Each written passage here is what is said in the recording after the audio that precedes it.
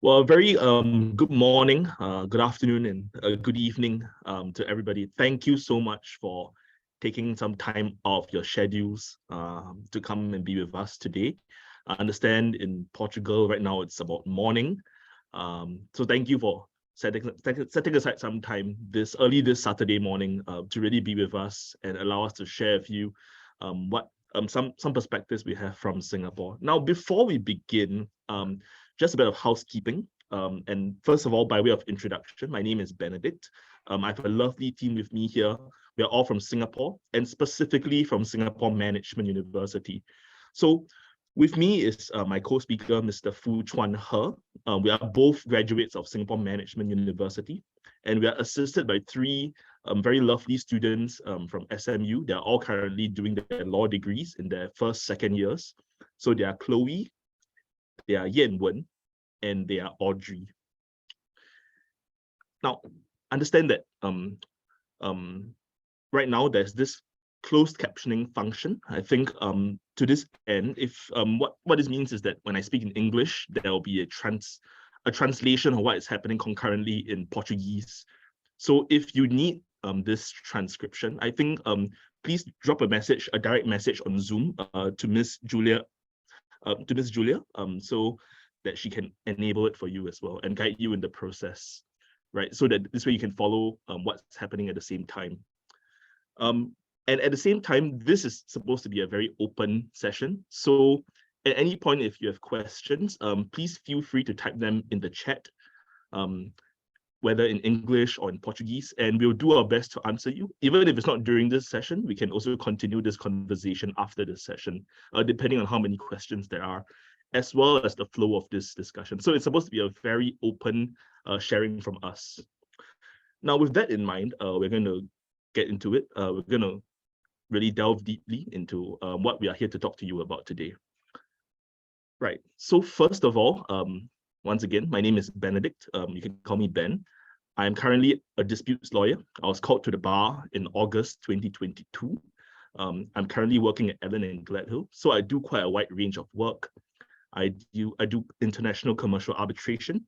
I also do investor state arbitration, as well as commercial disputes. So this includes shareholders disputes, civil disputes between individuals, as well as conducting internal investigations on companies and employees. So quite a broad range, and this engages different kinds of skills, right, from mediation and negotiation to oral advocacy and written advocacy as well. And now, Chuan, would you like to say hi as well? Yeah, hi everyone. Like Benedict, I'm also from Allen & Gladhill, but as I am a year his junior, I'm currently undergoing my practice traineeship. I will likely be called to the bar in a couple of months' time. And my practice area is, I would say, vastly different from Benedict's. I'm in capital markets. So what this area entails is basically, if you have companies that are going public or they're doing secondary issuances of shares, I'll be the guy who's pushing the paper behind that. Yeah.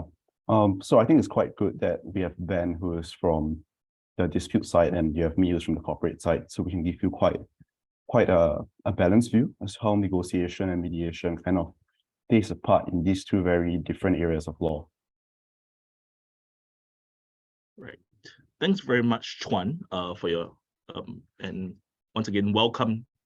So just a very broad overview of what we're here to discuss. Now, this is supposed to really be a 101 session on a few key things, and we hope that these will form some of the takeaways from today's session. Now, we'll be giving a brief introduction into what mediation and negotiation are in concept, as well as sharing a bit of experience from our competition experience. So for context, Chuan and I have both taken part in international mediation and negotiation competitions representing SMU in Singapore. And we have both also had experience in coaching some of our teams from among the current pool of students in taking part in these competitions. And so we are very grateful for this opportunity to give a bit of insight into what these competitions are like, as well as a bit of a preview on what one can expect in preparing and in taking part in such competitions. But once again, this is a 101. So this really is just a small glimpse into something which cannot be covered in 1.5 hours. And at the end, we also have a demonstration by our three assistants, our three students. And we'll tie all this together very nicely. So first of all, what exactly is mediation? And right now, right here, we are assuming that some of you might have some prior knowledge, some of you might not. And we're just going to really go back to a fundamental understanding of what mediation is. Now, you will see some keywords on the slide here. For instance, it's a collaborative process, it's a safe space, it's supposed to make everyone happy. And rather than just tell this to you, we will go a bit into detail about what it might entail.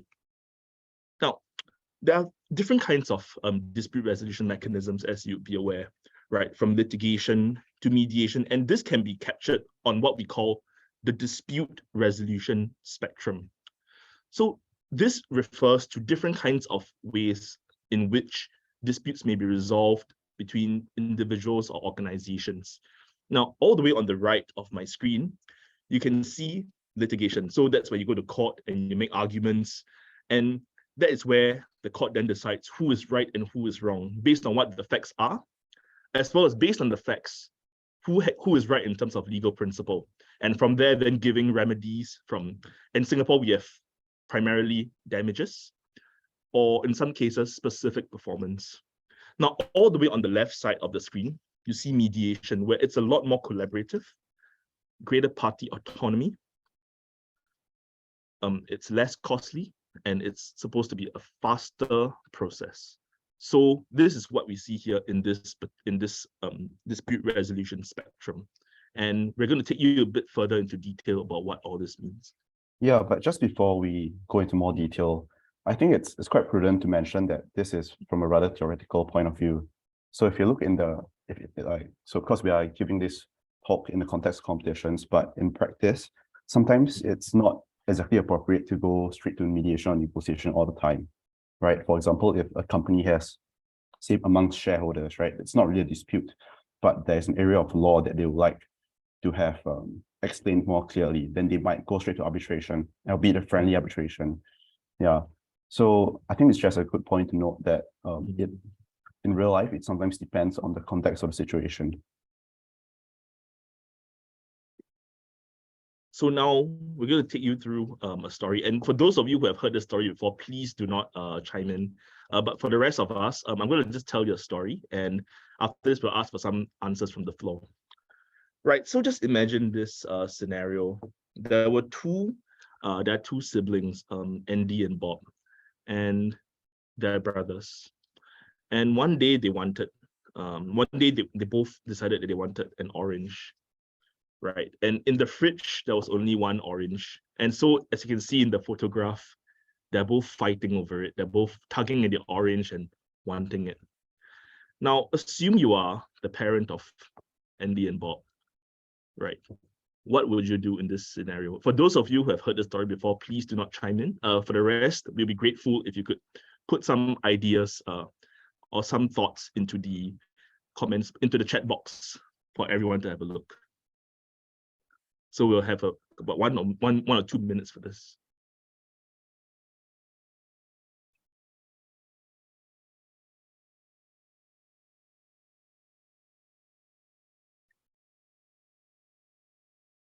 Yes, let's keep the responses coming.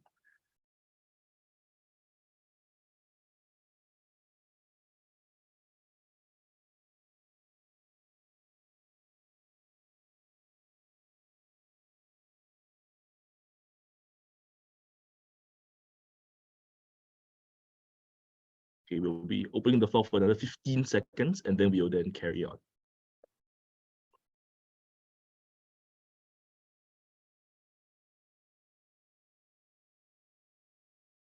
Right, thank you. So right now we see a few ideas. There are some suggestions that maybe as a parent, you should cut the orange in half.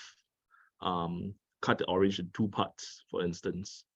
Now, there are also some other, there have also been people who have suggested giving the orange to one sibling and then giving the next orange to another sibling, or other suggestions from people who have heard the story before. Now, these are certainly workable solutions. But if we take a step back, are these the only solutions? So the parent of Andy and Bob afterwards went on to ask Andy and Bob why they wanted this particular orange. And the answers were actually quite illuminating. So for Andy, he said that he wanted the flesh, so the meat in the actual edible part inside the orange, to eat because he was feeling like it was a warm day. While for Bob, he wanted the peel of the orange because he wanted to make an orange peel cake. And so actually what the mom or dad could have done was to split the orange in that way, give the flesh to Andy and give the peel to Bob.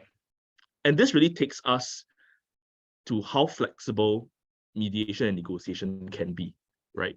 And how it would be keen for us. It'd be a good thing for us to really frame our minds in this way, to think outside the box of and think of unorthodox solutions, but more importantly, before suggesting a solution, to also understand the reasons why someone is asking for a particular solution. Now, there'll be certain terms that are ascribed to such ways of thinking, but what's crucial for now is to understand that it's important to ask why before suggesting or before going forward with a particular solution in mind. Right. So here, these are the terms that we're talking about. So for instance, these three terms are important. The first is that called positions. The next is that called interests. And the third is that called options. Now, first, positions. What are positions? Positions refer to the proposed, to basically the proposed solution, right? The first proposed solution by a party or by a person. So in this case, the two boys were saying that they wanted the orange. That was their stated position. But as we ask the questions, we then find out that they have an underlying reason, and this reason is called an interest. So for Andy, his interest and his reason was that of wanting to eat the orange because he was hungry and also because it was a hot day. While for Bob, his interest was in using the orange peel to then prepare an orange peel cake. And from there, an option based on these interests would have been, for instance, to split the orange into the flesh and the peel and give those specific parts to the respective boys. So you can see how this is in contrast to, for instance, splitting the orange in half, cutting it in half where each boy gets half the flesh and half the peel, which could have been workable as well, but might not have been the most optimum solution. And so this is really the frame of thinking that we are going with. Yeah, and I think a really important point to note here is that what you really want to find out, what's the most important thing about negotiation and mediation is really the interest. Because once you know someone's interest, that indicates to you what they really want. But there are many solutions to resolve someone's interest. So typically, say you have two companies, right, involved in a dispute over a contract, right? Typically, the companies will ask for damages. But then you have to ask why they want those damages. Perhaps a company is going insolvent soon, or they want the money to fund an expansion, right? So if their interest was that they're going insolvency, then probably you have to solve it by saying that, yeah, we'll pay you the money. But if the interest is something else, like if they need to fund an expansion, and perhaps if your company can provide help with the expansion in a non-monetary sense, right? Say you are in a country that they want to expand to, and you can have a joint venture with them, then you can solve the problem without the money. So the focus will always be about the interest, but the positions are essentially to the person a way to solve their interest. I'm not sure if you get what I mean. Are there any questions? I think it's a bit confusing at times.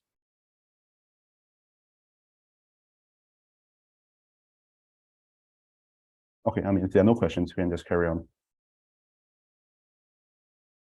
Right. And as always, please feel free to put any questions you might have in the chat and we'll address them at the appropriate juncture.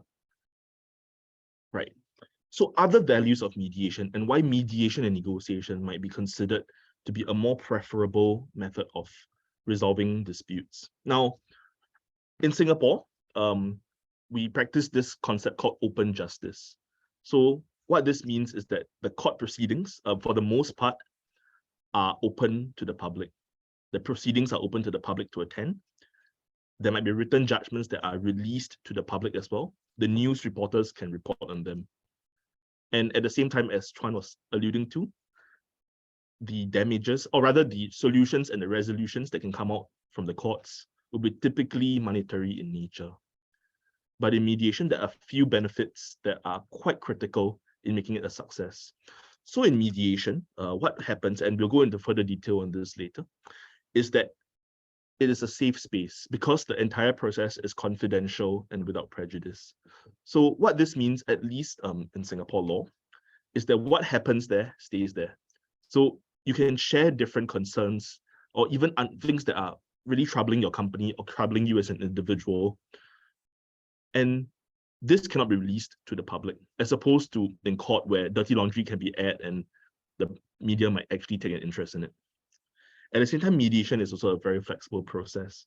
So the courts cannot force you, for instance, to apologize to someone. Let's say it's a neighborly dispute, and these two neighbors have been really at loggerheads for a long time. The court cannot force them to apologize to each other. The court cannot even rewrite contracts for companies. We have quite a strict regime on contract law here in Singapore. But instead, in mediation, you can do all that, right? You can apologize to each other.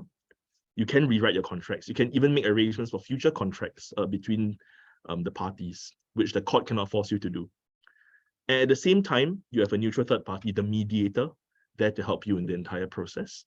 And you have ownership over the process because any solution that comes up has to be agreed to by you, right? The courts can order damages against your will, but the mediators cannot force you to sign an agreement or to agree to any solution that you do not want to agree to.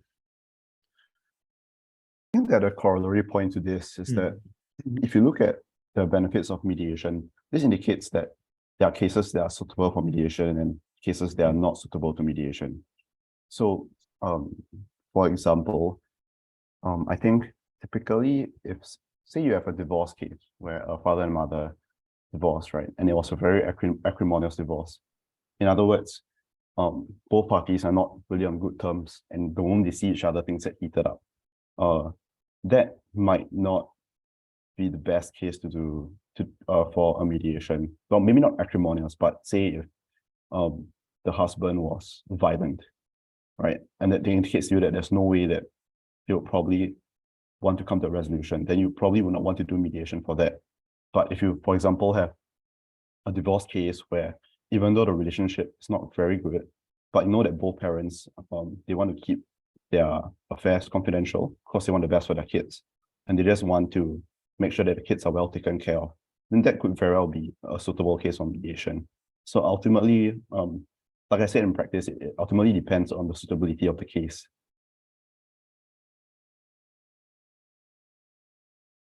Yeah. So now we'll go a bit further into what a mediation setting would look like, and how it would look like, and what people's roles and what each person's role at the table would typically be. So now before that, just want to take your attention, draw your attention to this particular photograph. Now, this was taken from a prior mediation competition, but it also reflects how a setting would be in a typical actual mediation session in person. So as you can see that there are two parties, one on each side with two people, and in the middle between them is one individual. That individual in the middle is the mediator, and the two parties are each represented by one representative of the company, as well as one legal counsel. Now, typically, it could be the case that there are more than one representative per party, whether from the organization or more than one lawyer at the session. But this is just a very small microcosm, a small representation of what it could look like. So now with this picture in mind, we'll now take you back to really what the different roles at the table would be. Now, depending on who is being represented at the table, there could be different possible representatives. For instance, you could be representing yourself, right? You could be an individual who is going through a tenancy dispute, a neighborly dispute, or you could be the CEO of a company as well. in which case you would be there on behalf of your company to agree and to share to share your perspectives and to make decisions.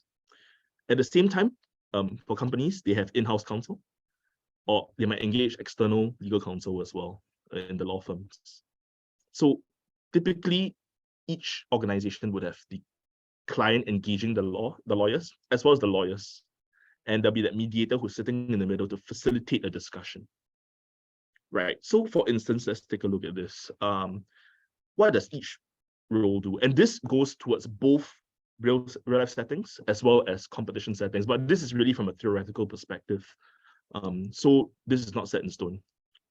Now, typically, the client or the client's representative will be there to represent the company and would then explain the business interests and the underlying interests, right? So this includes explaining their side of the story, as well as being the one to suggest solutions and options, and eventually to evaluate them based on the needs of the organization or personal needs and concerns, and eventually being the one to say yes or to say no. So that's typically the role of the client. Yeah.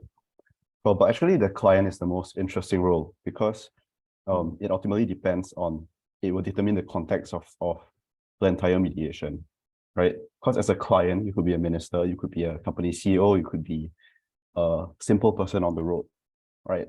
And because of all these situations, you'll determine how you play the client. For example, if you are a minister, you would probably speak more formally. You would the things you'll be concerned about would be the concerns of the state. But if you're just a man of the road, you can afford to be a bit more layman. You can speak a bit more colloquially, things like that. And really, why it's interesting, it's because you are actually kind of acting, you're really role playing as the client, and you have more free reign to say certain things. You're not constrained by just by the very fact that if you are legally trained, you only talk about the law. In fact, if you're the client, don't talk about the law because you shouldn't know about the law, right? And also something about the client is that, I think to put very simply, just use a bit of common sense, right? If you are the owner of a business, what would your concerns be? You wouldn't be asking about things like, what is this nuance about the law that I'll lose in the court or whatever? You'll be thinking about, how is my business going to survive this? Right? If you're a minister, you'll be thinking, how do I care for my people, right? And that gives you the backdrop to how you play a client. You know, it's really a bit of role playing, and you have to have you can have a flair, you can develop your own flair for it. In fact, Benedict's a great actor. You know, whenever he plays client, I'm just amazed at how much I believe. Yeah, I'm very by that. Yeah. So what we were saying, it's a very flexible role, and yeah, it's one of the most interesting ones to play. Now we turn to the other roles at the table, including the internal counsel and the external counsel, right? Typically, the in-house counsel is the counsel who has an overview of the entire company's affairs and manages its internal corporate governance, its documentation, etc., etc. While the external counsel is the counsel that's engaged to advise on the law, as well as to advance any of their legal interests and advise on the legal merits of any decision that is being made. So currently, having been in practice for a while, I've worked with both as an external counsel for to organizations, and I have worked directly with in-house counsel, and it's always interesting to see how each of them has a different way of managing their internal affairs of the companies. From companies that are very well oiled, you can clearly tell that their documentation and everything is solid, and there are others where they are consistently stuck in bureaucracy. But for the most part, what we see here is that the internal counsel is typically plays a bit of a middle role, right? The in-house counsel is both a legal advisor to the company, as well as sometimes being charged with making decisions on behalf of the company. So the in-house counsel kind of plays an in-between role, or plays both roles, right? You can suggest options, but you can also really explain and really advance that narrative that your company has. But for the external counsel, in terms of actual practice, typically we do not we do not agree to options on behalf of our client unless they expressly allow us to do so. And in competition settings, and as we'll go into further detail later, this is even more the case, both as a matter of point scoring and as a matter of putting up a proper show. So maybe something to consider, a simpler way to put it perhaps, is think about what is your job as a lawyer. As a lawyer, you're hired to protect your client, but ultimately you have to listen to what your client wants to do. So what you typically do is, in contrast with the client, where the client explains perspectives, he tells them what he wants. What the counsel typically does is to listen to the questions and the proposals that come in, and you consider whether these proposals really benefit your client. Maybe they do, maybe they don't. Most of the times it's halfway, and it's your job to either question the proposal and see why it benefits your client, and also to perhaps value add the proposal and tell them perhaps why something's can be worked out and how you can change it to protect your client. And so that's generally for counsels, but for the difference between internal counsel and external counsel, you can think of it this way. The internal counsel is effectively an employee of the company. So the internal counsel would have more communications with the client. He'll be more aware of the company's dealings.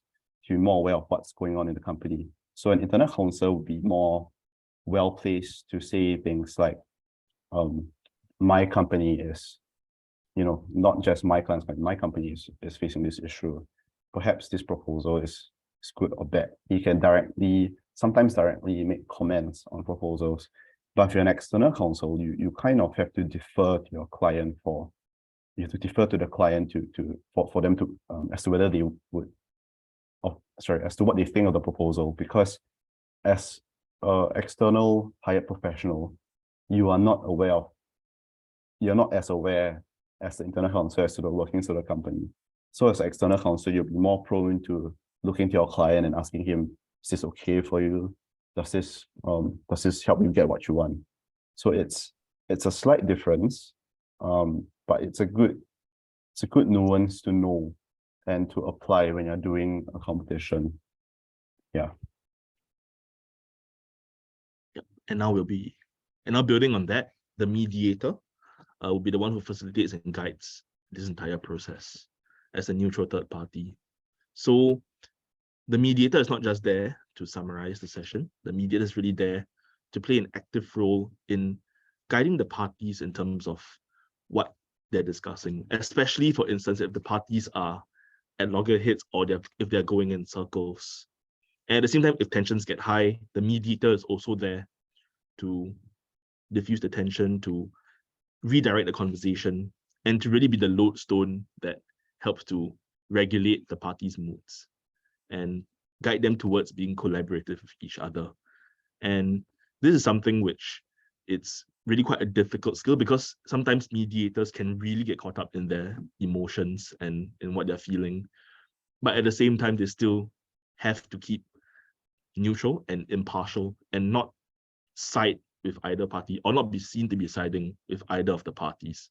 And this is quite a difficult skill to put into practice, and particularly in a competitive setting as well. Yeah, I think maybe just a context that's more familiar to home. I don't know if any of you have seen two of your friends arguing, and in your head you're thinking like, what are these two buffoons talking about? They are just not listening to each other, like as a third person, I can hear clearly what they want, but they just can't hear each other.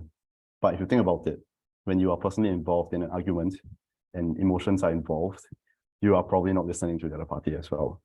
But that's why the mediator is helpful, because you have someone who's there looking from the outside to the inside and hearing what both parties are saying. And you can be like, look, actually, even though the both of you are arguing, you've already mentioned things that you have in common.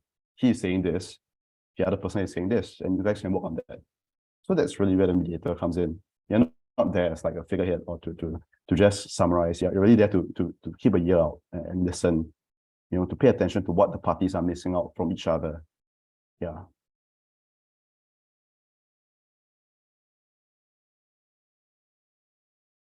Yeah. So as you can see here, this is how it typically goes. So the top diagram, you see that this is where both the clients and the counsels are at the table.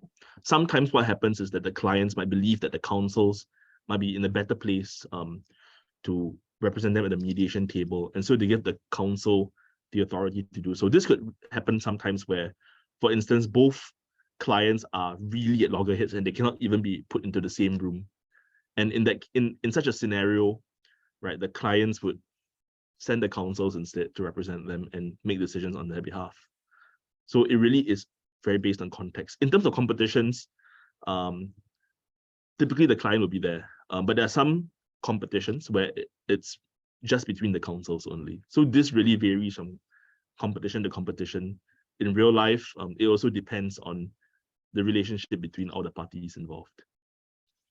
Yeah, but they will typically let you know, so you won't really be blindsided when you're going in. Yeah. It'll be clear in the instructions and in the format of the competition. So in the Zoom setting, this is how it would look like, right? So transpose what you saw just now in terms of the physical setting into this Zoom session. So as you can see, there are two mediators here, and this is also a possible scenario, right, where there are two people who are co-mediating the session. Now, in real life, this is typically done, where, for instance, the two mediators have different fields of expertise. For instance, one of the mediators is, for instance, it could be a very technical construction dispute, and one of the mediators is trained in engineering, while the other is trained in law. And so they both help each other in guiding the parties to work through the technicalities of the dispute. Now, in competition settings as well, there are co-mediation competitions as well, where the two mediators are from different teams, but they are evaluated on how they can work together to guide the parties effectively while also contributing meaningfully to the session. Now, in terms of the Zoom settings, you also see that the counsels and clients would also be there. They will also be expected to, to play the same roles, and they have to find different ways to communicate with each other, whether through the Zoom private chat or through Telegram or through other ways of doing it. But you can see that when the setting is in an online setting instead of in real life, there could be different implications or consequences. For instance, it might be more difficult to read another party's body language, or it could be more difficult to establish your physical presence, or to even connect, depending on how there are different theories about how people connect with each other. Some connect physically with physical presence, others are okay with just verbal communications. Yeah, and I think it's really important to experience both, because both are fun in different ways, right? On a Zoom session, you can communicate with your partner through apps like Telegram, WhatsApp, right? That's the good thing, it's easier to communicate. Whereas in real life, they can see you passing notes. So you have to really be in sync with your partners. But on Zoom, because you are doing it over video camera, some might feel that there's a digital wall and you can't really do your best, right? Because I believe in mediation, you have to show a bit of your own character. You can't really do that sometimes when you're looking at a screen. It's hard for me to express emotions when I'm looking through a screen, right? But that's why I personally enjoy real life even more. Because in real life, you get to see the body language, you get to see them panicking, or you get to see them have a really smug look on their face, and then you know that something's up, they have a plan. You see them passing notes to each other, and that allows you to really formulate on the spot your strategy, or things like emotions are easier to convey in real life than on Zoom, right? Because you can see, sometimes a really good actor would slam the table and be like, I'm really frustrated about this issue, right? Then he plays along with his role. So I think you cannot really take one set of skills, like say your negotiation skills on Zoom, and put it into real life. You have to do both, right? And ultimately in this world, in the age we're in right now, chances are you will do both Zoom and in real life, and negotiation in real life. So if possible, I'll personally recommend that everyone give both a chance and maybe figure out what you like. But yeah. Right. So we'll now go into a bit of a rundown of how the process goes, as well as some perspectives from the competitions, from the competitions. So typically, as is with real life mediations, the mediator would start with an opening address to really welcome the parties and to guide them in settling down and easing them into the entire session. Now, this involves a few things, and there are a few details here that form a sort of checklist as to what is typically done. Some of these are very important steps. Now, I would like to draw your attention to the second bullet point there on checking for willingness to mediate as well as the authority to settle, because this is very important. Now, mediation is a voluntary process. It is a process where you should only be at the table if you want to, and you can only settle and agree to anything if you want to agree to it. And crucially as well is the authority to settle, especially when you're there on behalf of a company. You need to confirm this authority, because if after you've gone through a whole day or a few days of discussions in real life, and it turns out you do not have the authority to agree on anything on behalf of the company, essentially both parties have wasted the entire few days of discussion, because nothing could be resolved, even if the so-called representative at the table had made an agreement. Now, at the same time, there are a few things that the mediators would do to really recap the parties and to reassure the parties. So this involves, for instance, reminding the parties about the confidentiality of the mediation setting, reminding the parties that what is said there cannot be admissible as evidence in court, and that's what it means to be without prejudice, as well as really housekeeping issues, for instance, what the mediator would do, as well as how the session would flow in terms of the duration, as well as some of the final things like water breaks, the facilities, such as for tea breaks, etc., etc. But all this really goes towards creating a comforting atmosphere for the parties to really delve into the session and to be as forthcoming as they can. Now, there's also rule setting, especially in scenarios where the parties might come in and they are at loggerheads, and there's a need to remind them to calm down. So this would include rules such as showing mutual respect, or rules such as speaking slowly, especially if they come from different cultural backgrounds. And all this goes towards creating an inclusive environment for everybody involved in the process. And this applies both to real-life mediations as well as competitive mediations. It really is about creating the atmosphere for those at the table to be feeling welcomed. Now, moving on and pressing on, we then go to the opening statements by each of the parties at the table.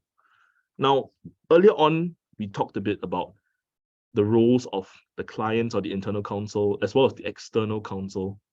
And this is first seen through the opening statements, through the first opportunity for the parties to share their side of the story.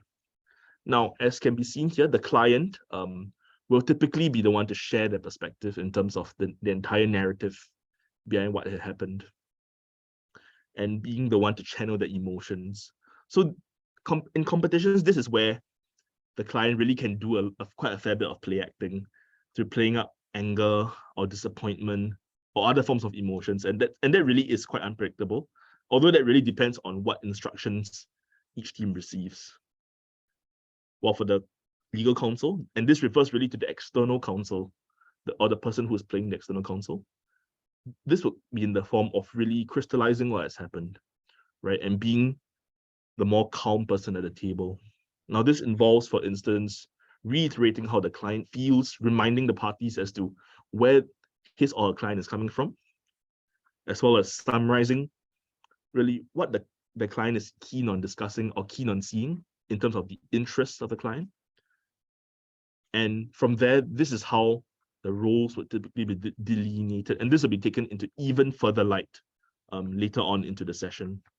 While for the mediator plays a few important roles. One of the important roles is that the mediator would be there to summarize each party's opening statement after they are made. And this is not just a matter of summary for the sake of scoring points. This actually has an important function in real life, which is to ensure that the party that has shared their perspective feels heard, and at the same time to also ensure that everybody at the table is on the same page about what has been shared. So this has a real consequence in real life and a real function. And likewise in competitions, this is how it is typically practiced as well.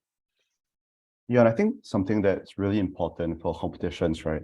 And I think that it's really important for people who are starting competitions to take note of is that, I mean, you're hearing a lot of technical stuff. The mediator sets rules, the client tells the story, the counsel reiterates emotions. But you have to remember that substance, more often than not, in real life is boring. Execution is what gives it life. So a common mistake that students do or competitors do when they first start is they just look at the information given and they read it out. Or the mediator writes a script and the mediator just reads out the instructions, right? But just remember that it's very important, right? The opening statements are not just there for fun, right? It gives the judges the first impression that they'll have of you. So how you execute the statement, how you script it, will determine what the judge thinks of you, whether you are plain not interested in the negotiation, or you are someone that can somehow, through something so boring, show that you actually care for the competitors at the table, or like care for the characters that they are playing, right? So for example, if you're the client, you wouldn't want to just read out the facts because everyone knows the facts. Everyone has seen the information. The judges have seen it. If you read it out, they already know it. You're just making it boring for them.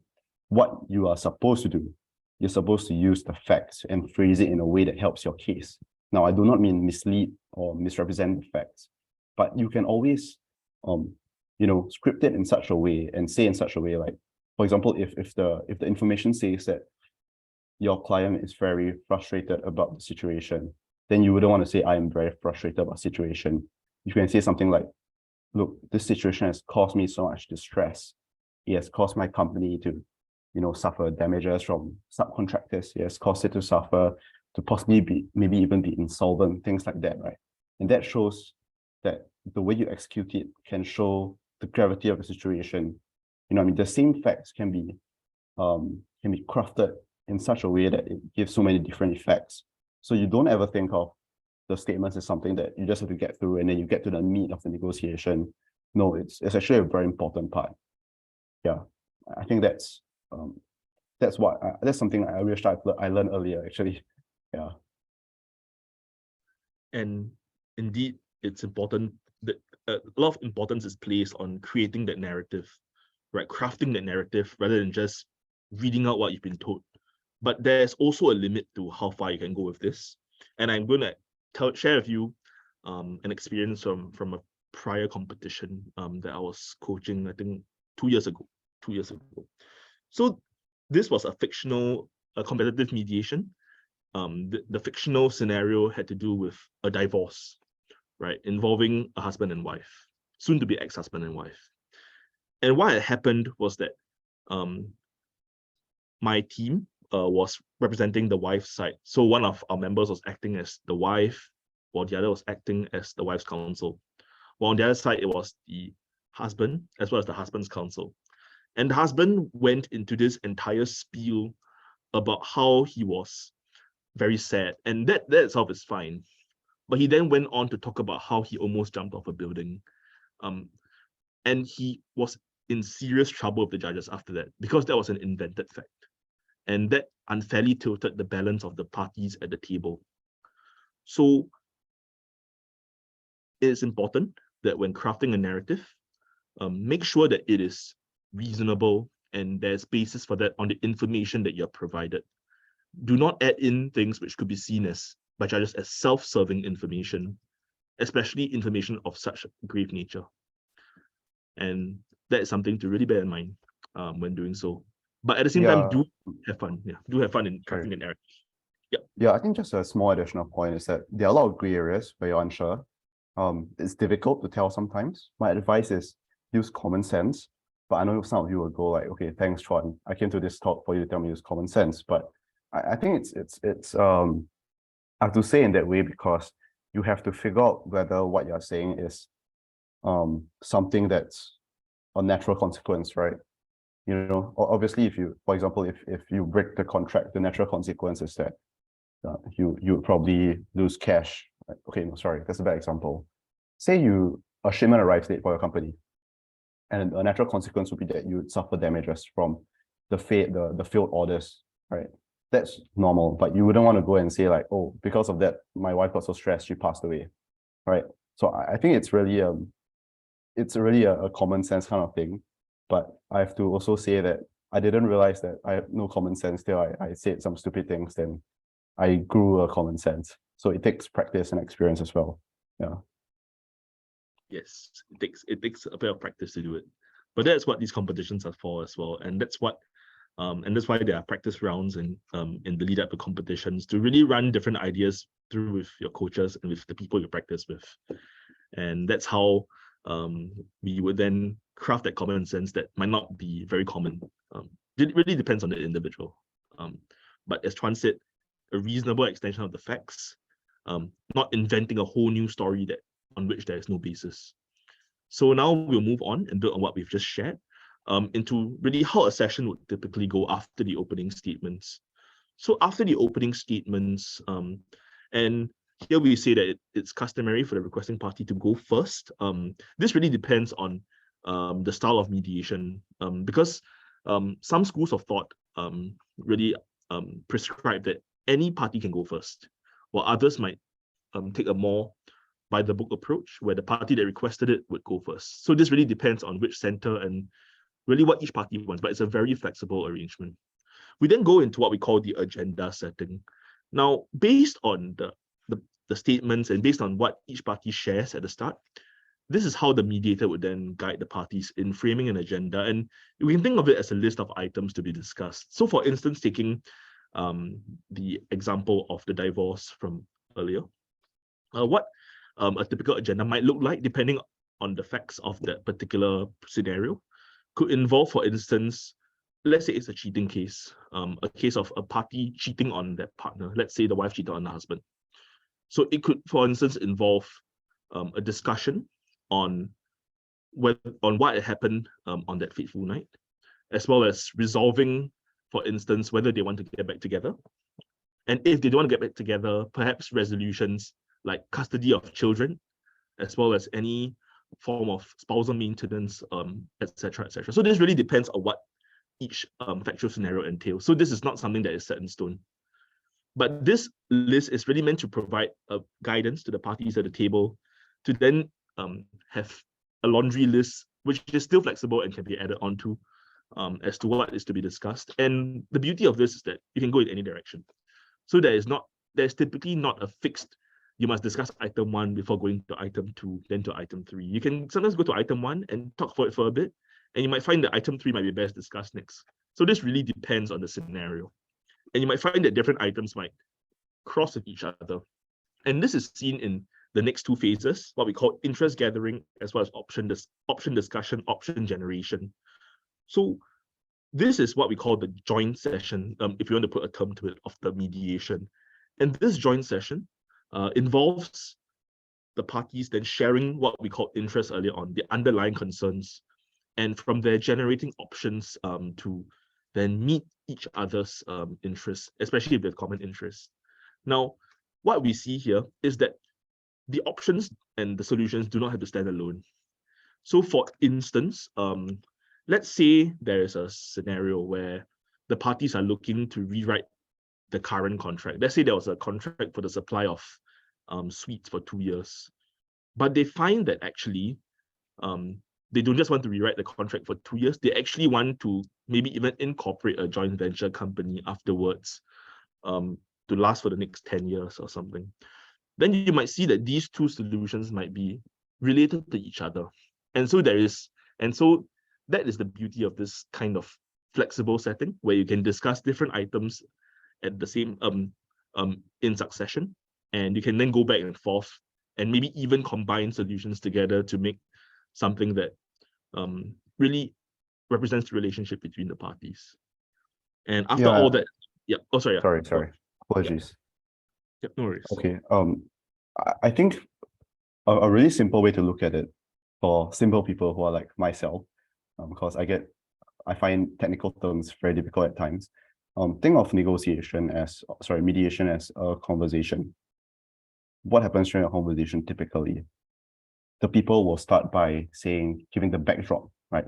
Oh, look, this happened to me today, right? This happened, yeah. exactly what happened, how I felt about it. Then the conversation continues by the party saying, you know what, let's just talk about these issues in this order, just to streamline the conversation, right? And then when you are discussing the problems, you ask each other questions to figure out what's going on. And sometimes you can resolve the issue simply on the spot. Sometimes you have to discuss all the issues and have a complicated solution at the end after discussing everything. And once you've resolved each problem, then you go to a summary of the closing, right? Essentially a summary of what you have come to agree to. So it's really a conversation. And what we have here is more a guideline, and you don't have to follow it strictly. Just think of a normal conversation and how it goes. Yeah, with slight guidelines. Yeah. Sorry for cutting you off, Ben. Please continue. Well, not at all. That was a very important addition to really put it all together. So this is the agenda setting. We will not go into too much detail about this, as we've already covered what this typically entails. But here, the important thing is that each party might suggest what they want to discuss, but what's important is to make sure that the items are neutral. So for instance, one party might say, I want to talk about the money they're going to pay me, right? Or one party might say, I want to discuss their wrongdoings. The agenda is supposed to be neutral, so it cannot say the wrongdoings of party B, right? It should say, for instance, discussing the incident, right? Something that is neutral, because this really represents the party's joint list of items. So just remember to keep it neutral, and also remember, always bear in mind that it's a flexible process where you can go back and forth. It's really a conversation, as Tran was saying. Yeah, and I think just a very quick point. Just think of what the agenda is for. It's to streamline the discussion. And because you're at mediation, you don't want something that's a tool to offend either of the parties who are emotional. That's why you need to have it neutral. And that's why I'm listing down things to discuss about. And that's also why it's flexible to allow parties to discuss what they want. It's just a list. It doesn't have to be 1, 2, and 3. Just a few points, and then the parties can talk about point 2 first, then point 3, then point 1. Yeah, so just think about flexibility, the purpose of the agenda, and what it's for. And I think that will help to guide mediators to craft their agendas. Yes. So during the entire mediation session, there's also what we call a caucus.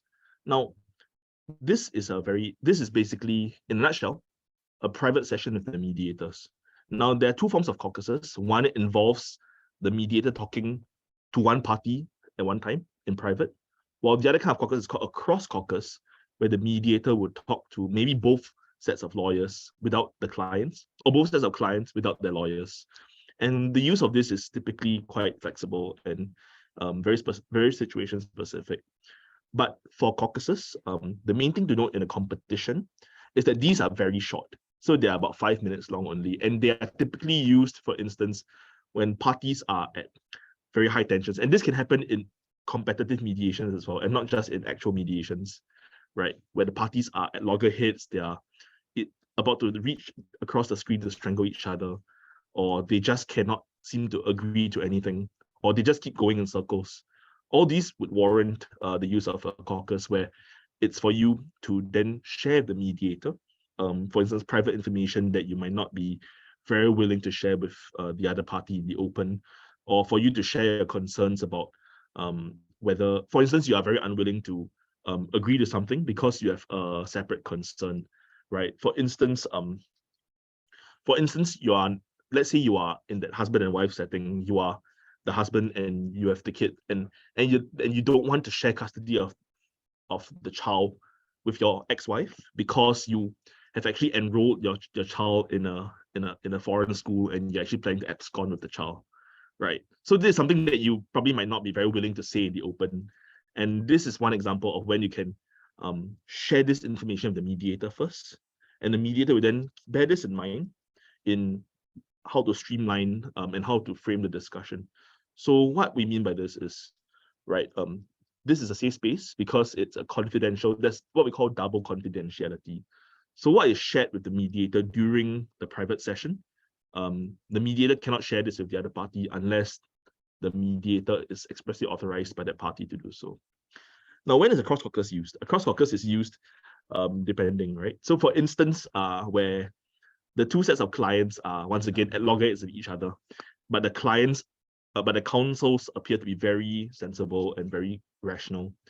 What the mediator could do, and this happens both in real life and in competitions, but more so in real life than in competitions, is to get the clients to then cool off in their separate breakout rooms, or the mediator talks to the counsels first and gets them to really, urges them to then reframe what the clients are thinking. For instance, the clients really hate each other and they're not listening to each other, but actually the mediator sees that there's a way in which they could both think, such that actually their interests and what they are keen on are the same. For instance, actually both of them want the company to continue in a prosperous manner. It's just that they each have their own ways of wanting to do it, but which are actually reconcilable.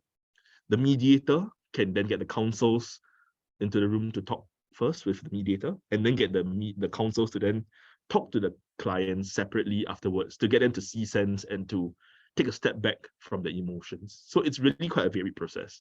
But in competitions, the important thing to note is that the use of the caucus could be quite a point scorer if it's used accurately. It is not a session where you go in and talk to the mediator and speak for 5 minutes to the mediator, and the mediator doesn't get a chance to address you. It really is a chance for you to engage the mediator's help. I think just a very small important point to note, right? It's just think of why you need a caucus and what you're using it for, right? Don't use it for fun, right? Why do you need to talk to the mediator separately from the other party? There must be a reason. Because the other party is not listening to you, because you have something that might derail the entire conversation. Then you call for a caucus and you tell the mediator that you have this issue and you ask the mediator to help you. There are certain delicate things that you can't do, but to put it very simply, it's just that, like, to tell the mediator, perhaps you know that you're going to say something that will very much piss off the other party, and then you tell the mediator to prepare that the other party is going to get pissed off, so please help me to de-escalate, for example. So always think of the purpose as to why you're doing things. If you don't need to call a caucus, don't call a caucus. Yeah. Right, and now I think we'll move ahead. Right. So we're just going to move forward, right, into some key ideas that we would like to talk about. So what we have here is a few concepts that are while theoretical, they are important to consider as well. And we'll go through this very briefly. Now, these are called the Zopa, the Batna, and the Watna. And these are all important things for each party to consider at the negotiation table. Now, let's take a very simple example. Let's say you are looking to buy a watch, right? And you can only spend up to $5,000 on the watch. While the other party, the seller of the watches, is willing to take from you a minimum of $4,500 for that same watch, but they want to charge as high as they can. Now, as you can see in this diagram on the table, on the slide, there's an intersection in the amounts that they can accept. And this intersection, the $4,500 to $5,000, is what we call the zone of possible agreement, or ZOPA. And so, depending on your mandate, depending on what you're allowed to agree to, you can then decide to agree to transact at that monetary amount, and it has to be something that's acceptable to you. Now, if both sides can agree to it, right, and falls within this zone, then both sides can agree to it. So let's say both sides agree on or have the figure of $4,700 in mind. This is within the zone of possible agreement, and it's something that both parties can accept. Now, important thing to consider as well in negotiation is this thing called alternatives, right? Alternatives to a negotiated agreement. Now, it is important to remember that when deciding to agree on something, you have to consider whether it is better, for instance, than your alternatives to a negotiated agreement. Because if you can get something better from not agreeing, then you might to the solution at the table, then you might better off not agreeing to it.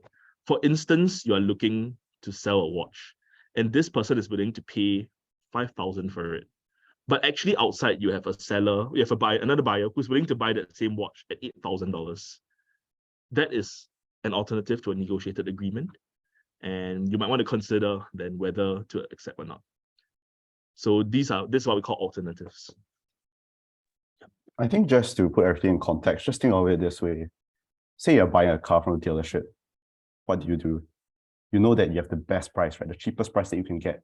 But it's likely that the seller's not going to give it to you, but you have it as a goal. Then you have the price that you are kind of, okay, this is a good price. It's not the best, but I'm okay with this price. Then you have a price that you are, all right, this is the most expensive I can pay for, right? And then you have a price that, okay, if this guy offers me this price, I'm going to say no, right? So what it does is it gives you counter offers, because the other party would likely never say yes to your first offer. And once they say no, you have to offer something lower. That's why you prepare that. And how do you prepare it? That's where your alternatives come in, right? This dealer, BMW, is going to sell me a 335 for 50 grand, for example. I don't know how much costs in Europe, but I'm assuming, right, 50 grand, right? But maybe if I get it from a parallel importer, he'll give it to me for 40 grand. Then I can go to the BMW and say, like, look, I get it at 40 grand outside. How about you give me 40 grand plus 3 years warranty, right? Something like that. That's why you prepare the backup options and you think about the alternatives, because it tells you how much of a good deal you can get outside. And it backs up, it gives you strength to your position when you give counter offers or offers. So I think that's a practical way to look at it. It doesn't encapsulate everything, but maybe just a simple way to think about it. Right, now we're gonna just cover one or two more things before we conclude. Now, just very briefly, some important traits to think to have in a competitive setting, and this goes towards negotiation and also to mediators. 4 things to take away. First is that of creativity. So as earlier alluded to, it's important. One thing that's important is to think outside the box when coming up with solutions. Right? Don't just think in the frame of I need to pay this person money, but think about other things that the courts cannot offer you, but which can also meet both parties' interests. Second is that of objectively justifying your options. So remember, when you want to convince someone as to agree to what you're suggesting, you have to convince them as to why it's good for them. And one way to do this and to gain credibility is to objectively justify what you're suggesting. So for instance, it could be through commercial practice or through actual statistics about the valuation of your company. Let's say you're selling a company, you can get a few objective valuators and to give a value to the company, and that will lend credibility to your suggestion. Next, remember empathy and not sympathy. Remember to always actively listen to not just what is being said, but to what is not being said as well. And seek to understand and not just to be understood. And next, teamwork as well between you and your partner. I think just really, sorry, just put simply, think of why the other party would say yes to you, right? It's really an option. You need to be creative, an option that solves their needs. You need to empathize with their situation, and you need to convince them that your option is good for them. So always think of it from what the other party is hearing. Yeah. Yeah. So above all, really just to end it off, remember these good practices. And always remember, it's not just about competing, it's also about friendship. And really all the best in what you do. Now, to really sum it all up and to put everything into context, what we have is a demonstration session by 3 of our students. So we're going to hand over the floor to them. And for context, this is a discussion about a negotiation between 2 parties for the possible investment into a catering business. So then maybe just for quick context, you can just let them know what documents we normally receive during a competition and how they play a part in a competition. Yeah. Yes. So I think just really quickly, you'll get a general information quite a long while before the competition, typically weeks or months before. It sets the background of the dispute or the negotiation. Closer to the session, maybe a day before or 30 minutes before, if it's in real life, you'll get something called confidentials. So general information everyone receives, the mediator and both parties. Confidential information, you only a party gets one that's specific to his side, and the other side and the mediator does not know what's inside. It just tells you basically more specifically what you need and what your interests are. Yeah, and some competitions will require you to submit a plan to show them how you intend to strategize for the competition, for the round itself. So just as a very basic context, what you receive, and these are documents that will tell you how to plan and what you need. Right, with all that in mind, we'll now move over to the demonstration. So with that in mind, to our three parties, you can take it away and trouble the host to shine the spotlight on the three of them. Thank you.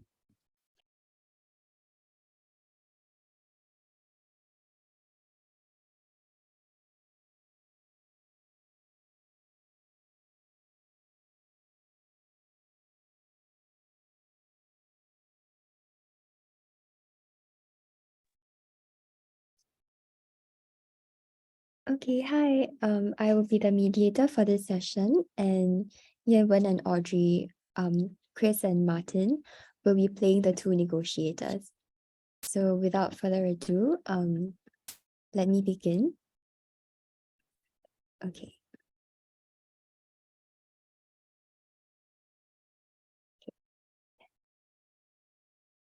So a very good afternoon to everyone, and welcome to your mediation. My name is Chloe, and it is a pleasure to join you as your mediator for today. First, let's begin with a round of introductions. So please introduce yourself as well as how you'd like to be addressed today. Good morning, good afternoon, or good evening to everyone, depending on where you may be. I am Martin, a culinary chef, and nice to meet everyone here today. Good morning, good afternoon, and good evening, depending on where you are from. I'm Chris Sands, but please feel free to call me Chris. Okay, so before we start, Chris and Martin, first, let me confirm two things. Do let me know if you have the authority to settle, as well as if you're here on a voluntary basis. So if you could just unmute and let me know. I am Yes, here on a voluntary basis and have the full authority to settle. Over to you, Chris. Yep, same for me as well. Okay, that's great. Thank you, both of you. So before we start the negotiation, let me just explain the 4 key principles of mediation, as well as the process that you're going to experience. First, as your mediator, I will be a neutral third party. What this means is that I will not be personally vested in the outcome. Rather, I strive for the success of both parties. Next, today's discussion will be confidential and without prejudice. And this means that no information that we learn from this mediation session may be used in a legal proceeding, should matters come to that stage. And thirdly, I hope that Chris and Martin, both of you will treat each other with respect. This means being mindful of the tone and words used during the session. And lastly, I urge both of you to keep an open mind as well. So those are the 4 key principles. Let me quickly run through the process of today's mediation session. I'm in the middle of my opening statement now, and I'll shortly invite both of you to give me or to share your perspectives. After the opening statements, we'll have the agenda setting. We'll come up with a focused set of points to guide us in our conversation. And afterwards, we'll move into the joint session, where we'll explore interests and propose solutions to find something mutually beneficial. Now, depending on how the session goes, we may have a private caucus of up to 5 minutes. So anyone can call this caucus to have a private conversation with me. So up to this point, I know it's a lot of information to take in. So parties, do you have any questions for me? No, thank you for the explanation. Okay, great. I think Chris is fine as well. So now I'll invite either party to give your opening statements, please. Anyone can go first. Certainly. Thank you, Chloe, for your detailed explanation of the rules and procedure towards today's session. And of course, a very good morning, good afternoon, or good evening to everyone, depending on where you may be. Chris, I'm sure we are well acquainted. However, for the benefit of Chloe, just allow me to introduce myself and what matters most to me. So I'm Martin, a culinary chef. Cooking is my passion, and I have spent the last 5 years working on my craft. Presently, I'm very excited to open a catering business to meet parties and wedding needs. I'm heartened to know that, Chris, you also share the same vision as I do. As you know, my main specialty lies in cooking. Chris, I understand that you have experience in managing financial work as well as advertising. So I believe that together with our shared experiences and expertise, at your service will be revolutionary. As such, today I came to this table to discuss the following. Firstly, our vision for this business, and secondly, our respective investment into this business. I would like to specifically also discuss the capital, space, van, and equipment that we will both be putting into this business. Chris, as we are here in an interest-based mediation, I would like to assure you that I'm in the spirit of good faith and collaboration. For this, I'm looking forward to a discussion where we can hear each other's perspective and see how we can work together. Yes, thank you so much, Martin. Well, just to give everyone some context, I'm an entrepreneur with 5 years of experience investing in small businesses, such as, the one that we are going to discuss today. Well, as Martin, you would know, I've recently been considering to invest in a catering business together with you. Through our discussions, we have envisioned this business to involve catering to parties and weddings under the name of At Your Service. Given that we have several talks and correspondence, I'm glad to hear that we are on the same page, and I'm excited to start this journey together with you as well. Today, similar to you, I would like to discuss 4 main issues, there being the contribution to capital that we will each provide, as well as second, the location of the catering kitchen from which we will be operating from, as well as the details as to the delivery van, and lastly, the quality of kitchen equipment that we are looking to have. Well, I hope that today's negotiation will be a good start to our journey of collaboration, and that we will keep in mind both our interests at today's table. If Chloe, you could just help us summarize what we have just said. Great. So thank you so much to both Chris and Martin for your opening statements. I believe both of you want to discuss the same things at the table today. Those things being firstly the capital, second the kitchen, the van, as well as the equipment. And I think we can just jump straight into the first point, which is the capital. So if anyone wants to start first. Certainly, thank you, Chloe, for quickly summarizing. I think for Chris, maybe you could allow me to understand what are you currently envisioning for this business? Yes, so given our previous discussions, we have decided that we will be operating under the name of At Your Service, and we are looking to have, because Martin, you have a lot of experience in the culinary business, like 5 years of experience as well as a degree in specializing in that. So I was looking to have you be in charge of the operations part of it, while given my background in investment, I will be focusing on the financial work as well as the advertising. So given that we are deciding to do this business together, could I understand, what is the amounts of capital you're looking at to put into this venture? I think currently, as I'm still setting up this business and also kind of just looking around as to what I could possibly do with this business. And given all of that, I think that the range of capital that I'm thinking of investing is about $4,000. So perhaps I would help you to nicely break this down. So the $4,000 would mainly include investment into per se the production. So this would include for instance, marketing as to the menu and those kind of related stuff. So maybe I could get like to hear more from you as to your budget. Yes, so as you understand, being an investor, I will need to, I'm in charge of helping all these small businesses as well as people like you to bring their dreams alive, to support their businesses. So I am also looking to diversify my portfolio so that I'll be able to benefit as many businesses as possible. So personally, I was looking at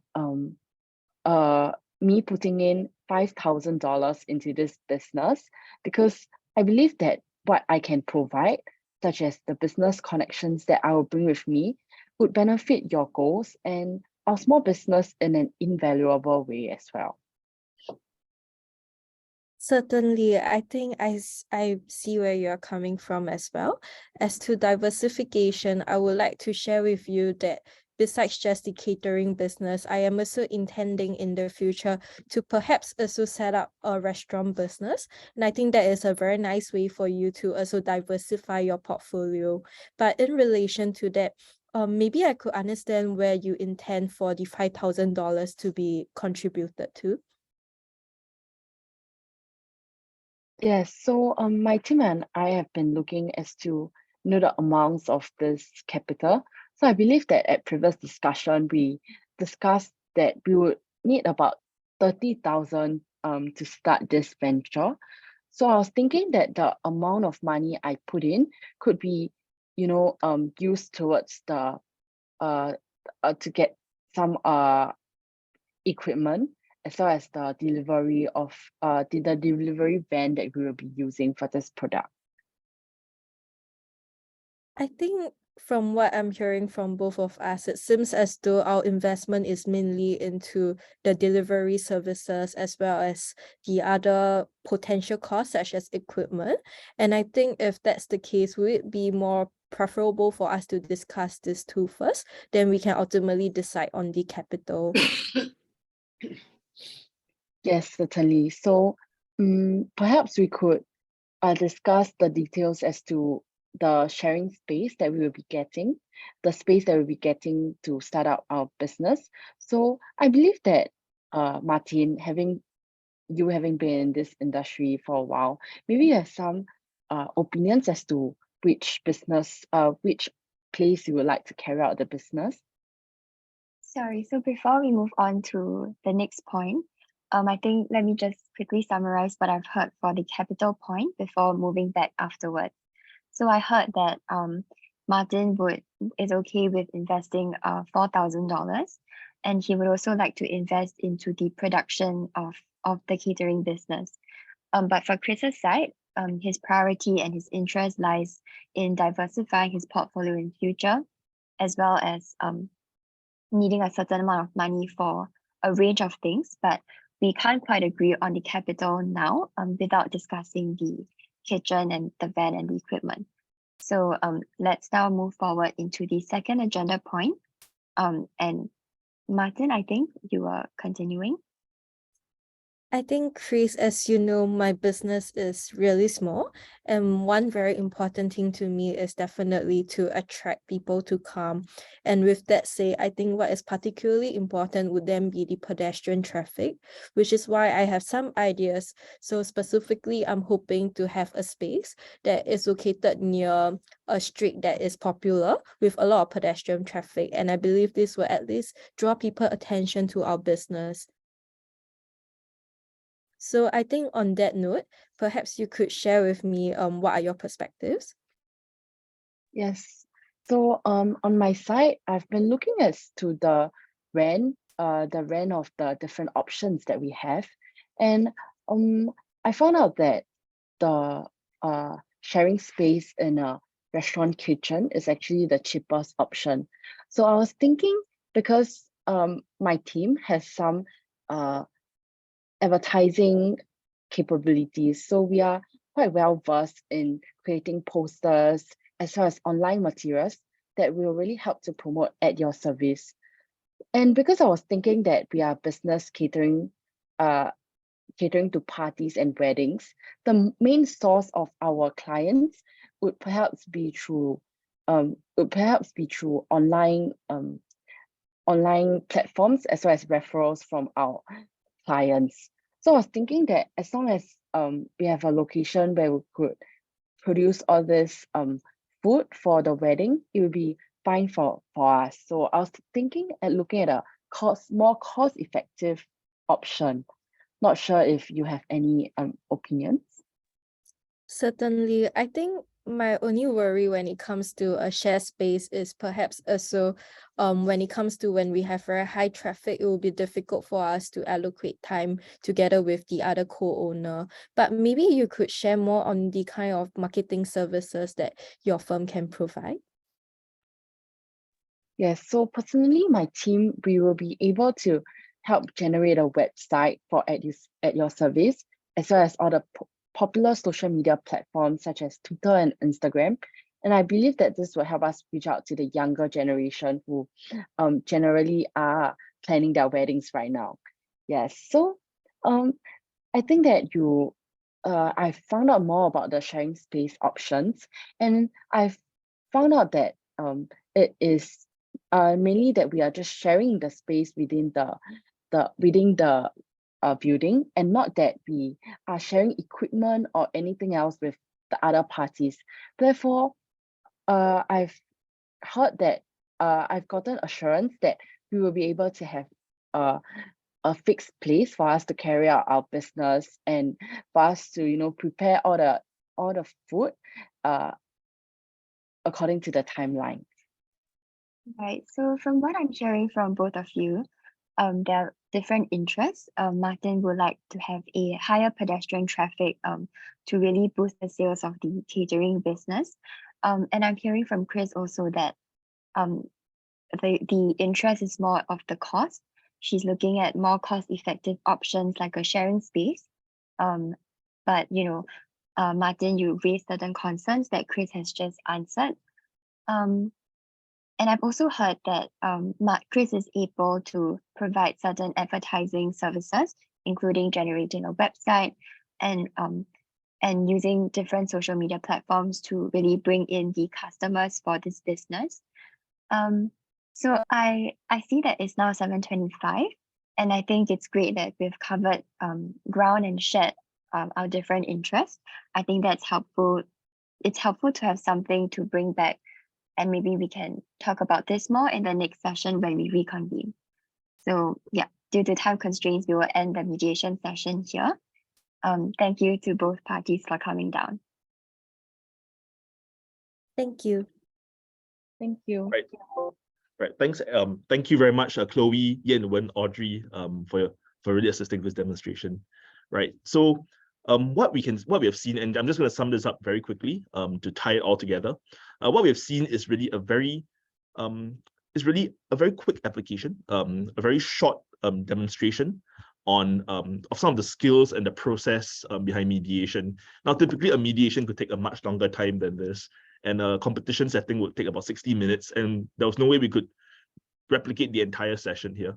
But what you've seen were a few things, right? For instance, Chloe brought in the parties and helped them to settle into the session, brought them through some of the processes and some of the values to reassure them that everything is confidential without prejudice, while both parties, the negotiators, were taking time to share their perspectives, share some of the underlying concerns, be it from the perspective of a young chef looking to start a business, or an entrepreneur who has had experience in investing in businesses, rather than just throwing out numbers immediately, and instead also understanding the reasons behind the interest behind the options.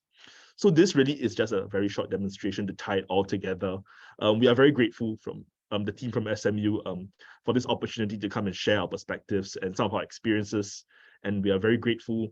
And if there are any questions at all, please leave them in the chat, and we'll be happy to address them at an appropriate juncture. If not, I think Anna also has something to share with, I think, all of you. Thank you very much to all of you. I just see the faces from those who have the camera on, not only at the demonstration, it's been excellent, and also the comments of Shubha and Bernard have been very clear. And we were saying here that the clarity of the communication that you express was something that was very different from, and I'm sure that all of you have saw that on different competitions where you have people from different countries.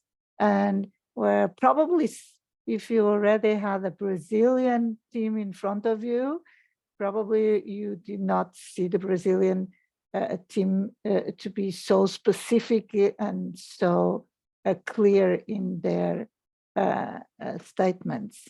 And here I want also to welcome Dorcas Quirk, that is the professor of all these magnificent students. Hi, Dorcas. I'm just trying, Julia, to take out my spotlight, please. Dorcas, also congratulations for the work of these students, right? Hello. Hi, Anna. Yeah. I probably won't sure take credit for what they've done. I can only say Benedict, I taught Benedict and Chuan. Yes, great thank you. Great instructor. Yes, thank you. For all of you that are here, this hour that we spent together has been possible due to Dorcas, that I just asked Dorcas, can we put together students from Portugal and students from Singapore? And Dorcas said right away, yes. And right away, she put me in contact with the students that organized that. Thank you very much, Dorcas. And I hope that next time we could do on the opposite, probably some students from Brazil organize, or from Portugal organize something that culturally can benefit the students from SMU in Singapore. I really believe that this exchange are very important, like competitions also, but also this kind of exchange of how mediation is taught in different parts of the world, and what can be similar and what can be different, and what we can learn from each other. Thank you very much, Dorcas, for getting this together. And thank you, all of you, all the students, to put this together and to be so professional, so clear. I hope that all of us learned something today from you. And just to finish, I would like to say that this masterclass is part of the promotion of our summer program that we are organizing in July. All the students are invited to come to Portugal, and Dorcas too. The only thing we cannot do is pay the trips. But despite that, all the program is on you. We will have Julia with us in Portugal. We will have Beatriz with us in Portugal. And so if you have any questions about the program, I think Julia is putting the link for the exactly on the chat at this moment. And any information, Julia or Beatriz are happy to get all the information to you. Thomas Gauthier was also the teacher from the Portuguese University that is at home with 2 kids in this moment. So he said to me, Anna, I cannot be here anymore. They are completely crazy. So I need to go out. And with this, I don't know if you have any questions. You can speak in Portuguese, speak in English, whatever you want. And we can have some minutes if someone wants to have a question.